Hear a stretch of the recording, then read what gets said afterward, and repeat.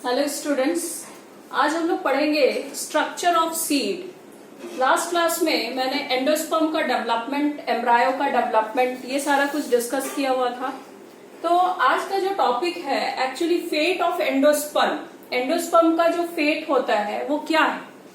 Fate of endosperm मतलब अगर endosperm पूरा का पूरा कंज्यूम हो जाए एम्ब्रायो का डेवलपमेंट करते करते, तो वो नॉन एंडोस्पर्मिक सीड कहलाता है।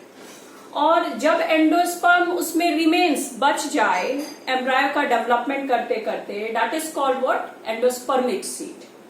तो एंडोस्पर्म के प्रेजेंस और एब्सेंस के बेसिस पे ही सीड जो है that is of two type, endospermic seed and non endospermic seed. Clear?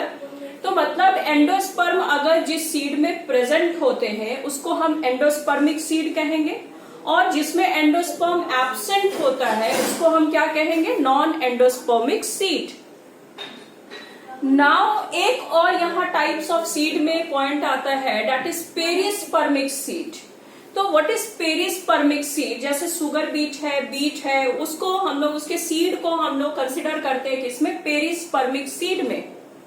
तो पेरिस्पर्मिक सीड मतलब रिमेन्स ऑफ न्यूसेलस। अगर सीड में रिमेन्स ऑफ न्यूसेलस की एक पतली लेयर अगर बच जाती है तो उसको हम लोग क्या कहेंगे? पेरिस्पर्मिक सीड कहते हैं। क्लियर है? तो यहाँ कुछ सीड का एग्जाम्पल्स दिया है, इसमें आप लोग को क्लियर हो रहा होगा कि एक्चुअली ये जो एग्जाम्पल आपके एनसीईआरटी में मेंशन है वो क्या है। लाइक यहाँ पे बीन का दिया हुआ है। बीन मतलब यहाँ दो कॉटिलेडॉन्स ये रिप्रेजेंट किए गए हैं। इसको दोनों व्यू से दिया, फ्रंट व्यू भी दिया है और बैक व्यू भी दिया है। इसमें क्या है? बीन का ये दो कॉटिलेडॉन दिखाया गया है, रिप्रेजेंट किया गया है। क्लियर है? नाउ अब इसके नीचे जो सीड है that is what? Castor. This is what? Castor. ठीक है, मीन्स कि इसमें अगर हम लोग देख रहे हैं बीन्स के सीड में देयर इज नो एंडोस्पर्म, इसमें एंडोस्पर्म प्रेजेंट नहीं है, मीन्स कि बीन हमारा क्या हो गया? Non endospermic seed. And castor में हम लोग क्या देख रहे हैं कि ये सीड कोट प्रेजेंट है, इसके नीचे में हमारा क्या? एंडोस्पर्म यहाँ मेंशन किया हुआ है। कॉटिलेडॉन इज नॉट बहुत अच्छे यहाँ पे डेवलप नहीं है, कॉटिलेडॉन यहाँ पुअरली डेवलप्ड यहाँ दिखाया गया है।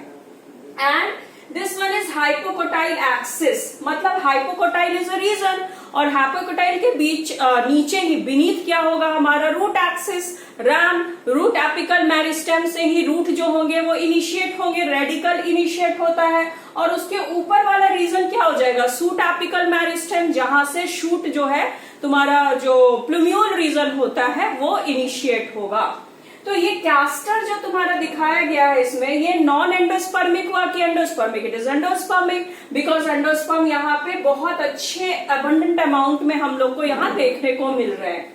नाउ यहाँ एक और एग्जाम्पल दिया है फिगर में, अनियन का दिया हुआ है। तो अनियन जो होता है, अनियन में भी हम लोग देख रहे हैं कि एंडोस्पर्म यहाँ दिखाया गया है। दिस इज एंडोस्पर्म, मतलब अनियन के भी जो सीड हो गए वो कैसे हो गए? एंडोस्पर्मिक सीड हो गए।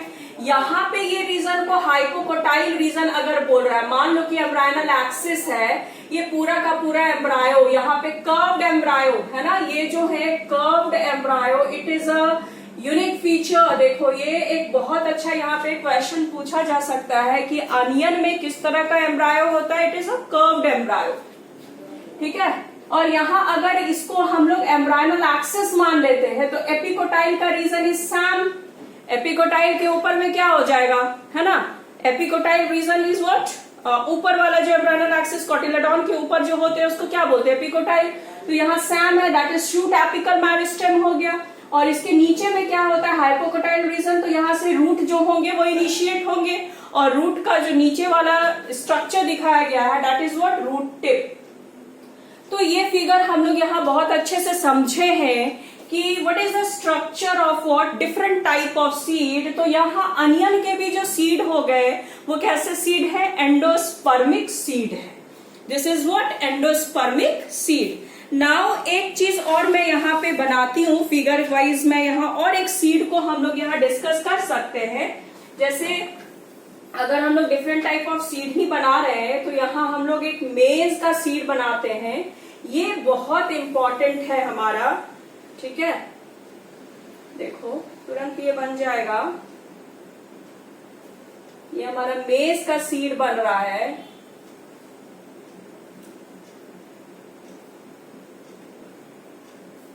आपके एनसीईआरटी बुक में ये दिया हुआ है। तो दिस स्ट्रक्चर इज एंडोस्पर्म, ये तो एंडोस्पर्म हो गया।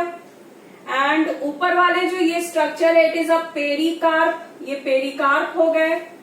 And this one is scutellum, ये स्ट्रक्चर जो है ये क्या कहलाएगा, स्कूटेलम कहलाएगा। दिस इज स्कूटेलम, ये स्कूटेलम हो गया। और यहां पे हम लोग, ठीक है, दिस इज कॉलियोप्टाइल, इसको हम लोग कॉलियोप्टाइल कह सकते हैं। This is coleoptile. And this one is coleorhiza, ये कॉलियोराइजा हो गया। और यहाँ पे ये रेडिकल हम इसको कह सकते हैं, this is radical. And this one is plumule, हम इसको कह सकते हैं। ठीक है, तो ये मोनोकॉटिलेडॉन सीड है। ये जो आपकी बुक में दिया ना, एलएस ऑफ मेज, ये जो फिगर दिया है यहाँ, दिस इज एलएस ऑफ मेज, ये मेज के सीड यहाँ पे दिए गए हैं। तो यहाँ पे बहुत इंपॉर्टेंट यहाँ हमारा क्या है कि एंडोस्पर्म इसमें अबंडेंट होता है। और यहाँ हाँ पेरिकार्प है, मतलब क्या है कि फ्रूट की आउटर मोस्ट कवरिंग को यहाँ पेरिकार्प कहा गया। मतलब सीड कोट और पेरिकार्प जो है फ्रूट की कवरिंग, ये बहुत ही पतले होते हैं, मतलब आपस में क्या होता है, बहुत ही सटा हुआ होता है। तो this one is what, endosperm, ये एंडोस्पर्म हो गया। ठीक है, और ये एलियोरॉन का लेयर दिखाया गया है, this is aleurone layer. And scutellum क्या हो गया, ये कॉटिलेडॉन है, मतलब ये मोनोकॉटिलेडॉन है। स्कूटेलम को क्या कहते हैं, मोनोकॉटिलेडॉन कहते हैं। और यहाँ पे ये जो प्लूम्यूल स्ट्रक्चर है, यहाँ रेडिकल है। एंड कॉलियोप्टाइल, कॉलियोराइजा, तो ये आप लोग को याद रखना है। तो व्हाट इज कॉलियोप्टाइल क्वेश्चन पूछा जाता है। तो व्हाट इज कॉलियोप्टाइल, प्लूम्यूल जो स्ट्रक्चर होते हैं और रेडिकल एम्ब्रायो का जो स्ट्रक्चर होता है, यही तो प्लांट का बेसिक चीज है, प्लांट को बनाने के लिए रिस्पॉन्सिबल होता है। तो डेट इज व्हाट कि plumule is very important thing. तो इसको आउटर मोस्ट कवरिंग की जरूरत होती है, एक्स्ट्रा प्रोटेक्टिव लेयर की जरूरत होती है। तो plumule is covered by an undifferentiated mass of tissue which is called what, coleoptile, which is called what, coleoptile. And radicle, it is also an important structure. It is also covered by undifferentiated mass of tissue, which is called what, coleorhiza. तो यहाँ आप लोग याद रख सकते हो, plumule को जो कवर करे पीपी आता है, उसमें कोलियोप्टाइल हो गया। रेडिकल को जो कवर करे, आपके यहाँ कोलियोराइजा में आर आता है, कोलियोराइजा हो गया। तो ये सारी चीजों को आप लोग याद रखिएगा। जैसे ये लिखा है, root cap enclosed an undifferentiated mass of tissue which is called what, coleorhiza. और कोलियोप्टाइल में क्या लिखता है, epicotyl has a shoot apex and free few leaf primordia, मतलब शूट एपेक्स तो होंगे नहीं और फ्यू लीफ प्रिमोडिया होंगे, मतलब इनिशियल फॉर्म ऑफ लीफ को ही हम क्या कहते हैं, leaf primordia. Enclosed in a hollow foliar structure is called what, coleoptile, उसी को हम क्या कहेंगे, कोलियोप्टाइल। तो ये फिगर बहुत इंपॉर्टेंट हो जाता है। ठीक है, तो आज के क्लास में हम लोग क्या पढ़े कि डिफरेंट टाइप्स ऑफ क्या होता है, सीड है, डिफरेंट टाइप ऑफ सीड के स्ट्रक्चर कैसे होते हैं, और कोई सीड छूटा है क्या, नहीं है ना। कैस्टर का ये सीड मैंने बताया, और ये हमारा बीन का सीड है। And this is the seed of what, onion.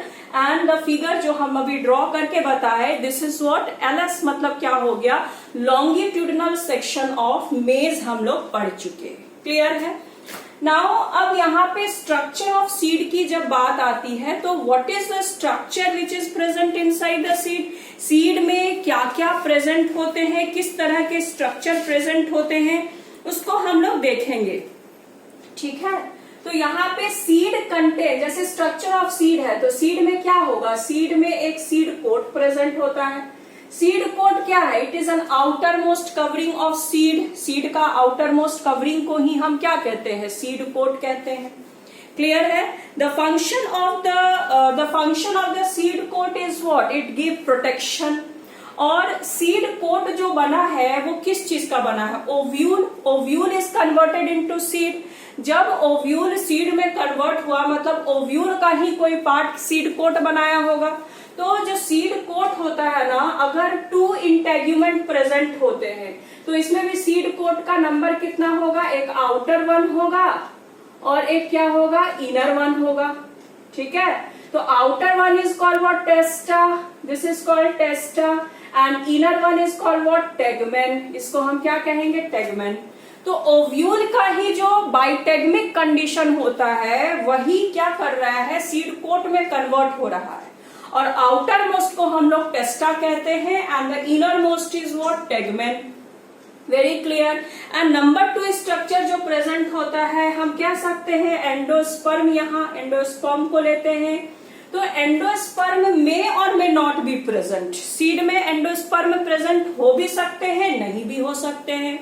ठीक है, and number 3 is what, embryo, it is a vital structure. Embryo तो एक बहुत इंपॉर्टेंट स्ट्रक्चर होता है एम्ब्रायो। अगर एम्ब्रायो नहीं हो, मतलब embryo is a life, continuity of species को बढ़ाने के लिए ही, for continuity of species embryo is needed. Embryo is what, life. Embryo क्या है, एक लाइफ ही तो है।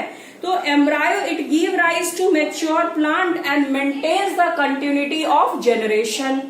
ये कंटिन्यूटी ऑफ जनरेशन को क्या करेगा, मेंटेन करके रखता है। तो हम लोग यहाँ पे पढ़े कि स्ट्रक्चर ऑफ सीड भी क्या होते हैं, तो you may say that seed coat, outermost is testa, innermost is tegmen, protective in function, and endosperm may or may not be present, and embryo to continuity of the spaces, to maintain the continuity of the spaces, embryo is needed.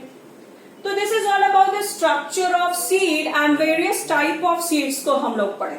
ठीक, now अभी यहाँ पे एक चीज और दिया है, एक बड़ा पैराग्राफ में करके एनसीईआरटी में मेंशन कर दिया है, बट हम लोग यहाँ पे समझेंगे कि एक टॉपिक यहाँ पे हम लोग बना सकते हैं, that is dormancy and seed germination. Dormancy and seed germination. ठीक है, तो डॉर्मेंसी और सीड जर्मिनेशन क्या होता है, देखो डॉर्मेंसी मतलब क्या हो गया। अब देखो सीड जो डब्बे में बंद है आपका, चने के सीड हो गए, बीन्स हो गए, वेरियस मूंग हो गए, तो ये सारे सीड जो डब्बे में बंद होते हैं तो उसके अंदर लाइफ है एक्चुअली। देखते होगे ना कि चना को जब सोक होने देते हैं हम लोग वाटर में, तो एप्रोप्रिएट कंडीशन उसको मिलता है तो इट विल जर्मिनेट। उसमें से व्हाइट कलर का जो स्ट्रक्चर रिलीज होता है, बाहर की ओर निकलता है, तो वो तो एम्ब्रायो से ही निकला, एम्ब्रायो डेवलप कर रहा है।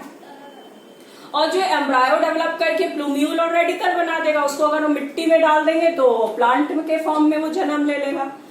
तो यहाँ डॉर्मेंसी क्या हुई, inactive state of embryo is what dormancy. Inactive state मतलब क्या हो गया कि यहाँ पे मेटाबॉलिज्म चल रहा, लाइफ है, उसके अंदर भी लाइफ है, मेटाबॉलिज्म वहां भी चल रहे हैं, but it is very slow. वो क्या होता है, बहुत स्लो होता है। इसी को हम डॉर्मेंसी स्टेट कहते हैं और डॉर्मेंट स्टेट कहते हैं। Means metabolic activity become very slow.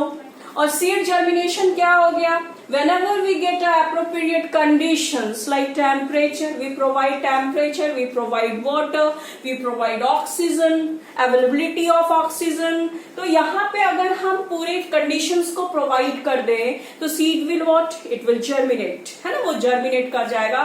That is called what, seed germination. Okay, तो ये बात यहाँ पे सीड से रिलेटेड है। और भी हम लोग कुछ इसमें सीड से रिलेटेड टॉपिक को पढ़ेंगे।